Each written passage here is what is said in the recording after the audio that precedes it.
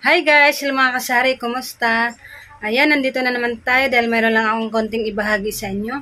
Maliit na puhunan, paano nga ba palaguin, no? Kaya yan ang pag-usapan natin ngayon. Kung hindi ka pa nakasubscribe, please subscribe guys. Dahil nag-upload tayo ng mga tutorial about sa sari-sari store kung paano palaguin, paano dumami yung ating customer sa ating sari-sari store, no? Paano mas gawing attractive yung ating sari-sari store. Kaya kung nagustuhan mo ang content na ito, please subscribe guys.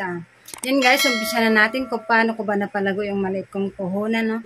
Ito lang naman ginawa natin, no? 3 lang naman ang ginawa ko, no? Pinaka-effective dito sa aking sari-sari store na ginawa ko. Kaya gusto ko lang ibahagi sa inyo.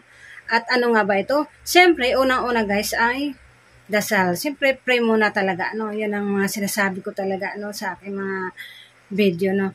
Yan nga guys, una talaga, mag-pray muna talaga tayo, no? Bago tayo mag-open ng ating sari-sari store at mag-pray tayo para bigyan tayo ng maraming customer at malakas na pangatawan. Yun talaga ang pinakaunang gawin natin para magawa natin mapalago ang ating maliit na puhunan. Yan talaga.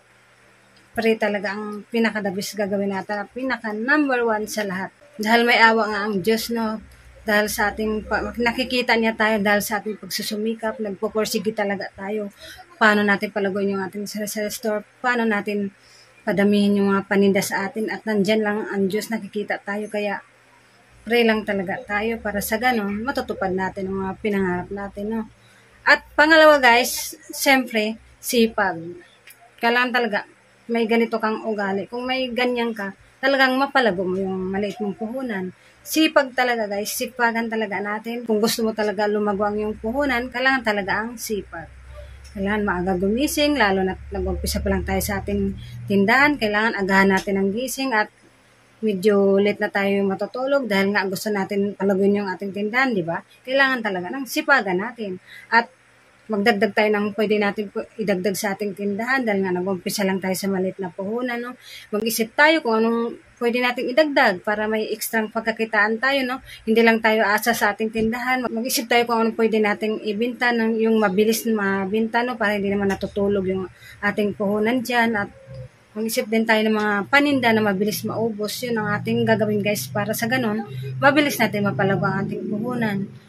Yun nga guys, nalala ko lang guys, yung nag-umpisa pa lang ako sa aking tindahan, gabing hirap ang ginawa natin kasi nga, dati hindi pa naman kasi mahigpit, no? Nagpapatagay pa kami dito sa loob kasi nga maliit pa lang yung ating tindahan, wala pang harang nun. Diretso lang pasok yung mga tao dito sa ating maliit na tindahan at nagpapatagay nga tayo para dagdag din pagkakitaan, no?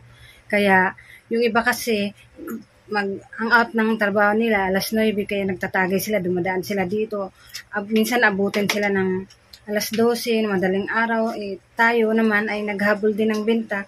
Ayan, nagtitiis tayo, nag-aantay tayo, no, sa puyat. Kaya, ayun, grabing hirap talaga na pinagdaanan natin para lang mapalago yung ating tindahan. Yun ang aking naranasan talaga guys nung una, no? Kaya, ayun nga guys, wag mo na isipin yun guys. Basta ang isipin na lang natin, napalago natin yung ating tindahan dahil sa ating pagkamasipag.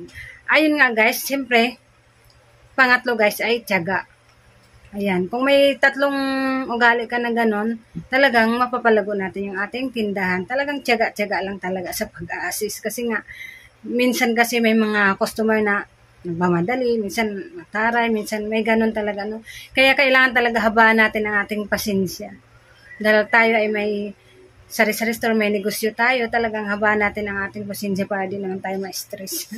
At syempre, iwasan din natin mangungutang. Piliin din natin yung mangungutang sa atin para mabilis din natin mapalago yung ating tindahan at huwag tayong pautang ng pautang. Lalo na doon sa mga hindi natin masyado kilala, no? Kasi yan talagang iwasan din natin para mabilis natin mapalago yung ating puhunan. Kaya nga tayo nagninegosyo. Minsan kasi naawa din tayo, di natin maiwasan na may uutang talaga, no? Okay lang yun, no?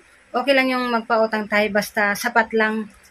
Lalo na alak ang utangin, ako ang mahal. Kaya yan, magbigay lang tayo ng limit dyan kasi nga tayo nga talagang nagpupursige tayo, nagsusumikap, kahit kulang tayo sa tulog, laban lang para mapalago kagad natin ang ating maliit na puhunan. Kaya kung gusto mo magtayo ng tindahan at may ganito kang ugali, 3 ugali na ganito, madasal at sipag at tiyaga, talagang mapapalago mo agad ang inyong tindahan. Ayun lang naman ang sikreto na ginagawa ko guys dito sa aking tindahan, no? Kailangan talaga sipagan natin. Hindi yung upo-upo lang tayo pag walang customer, hindi. Dapat ayusin natin yung ating mga paninda. Pagandahin din natin at malinis para sa ganun maakit yung mga mamimili at yung mga customer mapapabili sa atin, no? Kasi nga, ang ganda tingnan ng ating tindahan dahil ayun, kailangan din gawin natin yun. Kaya nga, sipag, no? At hindi lang mag-aantay tayo ng customer, may bibili, assist, ganun. Hindi lang ganun ang gagawin, no? Talagang makakarelate dito yung may mga sari-sari store owner, no? Dahil hindi lang pag-assist ang ginagawa natin, pag walang customer, naggagawa tayo ng paraan kung anong nag-iisip tayo, kung ano pang pwede natin idagdag dito sa ating tindahan, at kung ano pang pwedeng pagkakitaan na pwede natin idagdag, di ba? Kaya ang makakarelate dito yung mga sari-sari store. Ayun nga guys, ang aking ginagawa, kaya kung ano-anong pwede ko dinagdag dito sa aking tindahan para naman sa ganun. Hindi naman, kasi nga kumukuha tayo dyan ng mga pangangailangan natin sa tindahan para sa ganun hindi naman malugi, no? Kasi mayroon pa tayong ibang pinagkakitaan. Ayun lang ang ating diskarte, no? Kailangan sipagan at tiyaga. Kasi hindi naman agad-agad na lalago agad yan. Siyempre, kilos, kailangan ng kilos dyan at mag-isip ka kung anong pwedeng idagdag, mga fast-moving items, yun talaga ang pinakauna natin bilhin para sa ganun. Mabilis talaga lumaki ang ating tindahan, no? Dadami ang ating mga paninda. Dahil sa ating pagka-madiskarte, ayan guys. Kasi ako guys, nag-umpisa lang naman talaga ako sa maliit na puhunan, no? Kaya, ayun, sa awa ng Diyos, pag nakikita ko yung aking tindahan na lumalago siya dahil sa ating pagkamasipag, parang nakawala ng pagod, no? Nakakawala.